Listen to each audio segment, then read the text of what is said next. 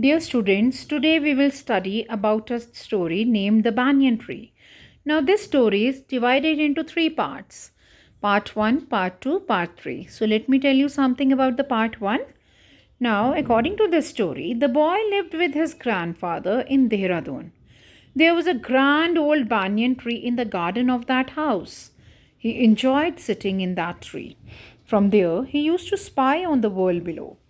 Since the grandfather could not climb the tree, it belonged only to the boy. Now there was a squirrel. It became his friend only when it became certain that the boy had no ear gun. Later, when the boy started to bring him pieces of cake and biscuit, the squirrel was soon taking morsels from his hand.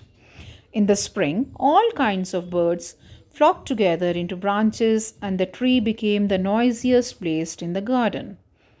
The boy had built a crude platform on the tree where he spent the afternoons when it was not too hot.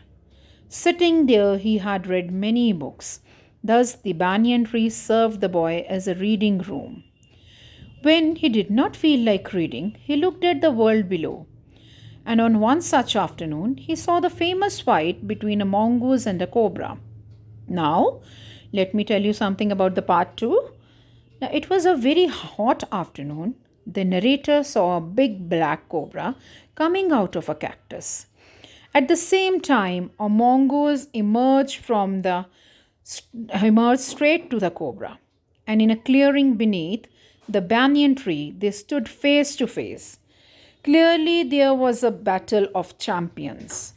The cobra was about 6 feet long and the mongoose about 3 feet. The cobra spread its broad hood and the mongoose bushed his tail.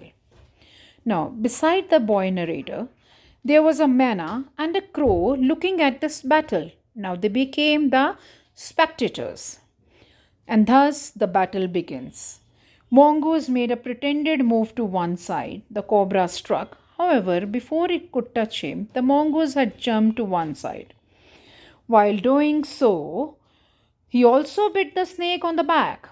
A few drops of blood glistened on the cobra's back, means shine on the cobra's back. There were many such rounds, and every time the mongoose was the victor. During one such round, the crow came in between and became a victim of the snake bite. The cobra was gradually weakening. Now, let me tell you about the part 3. The cobra was gradually weakening and finally, that is ultimately, raising himself on his short legs. The mongoose had the big snake by the snout.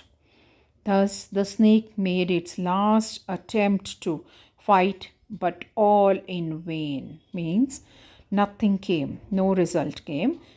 And when it had ceased means stopped to struggle, the mongoose gripped it round the hood and dragged into the bushes. So I hope, children, this story is clear to you. If there will be any sort of the problem, you may ring me up. Thank you, children.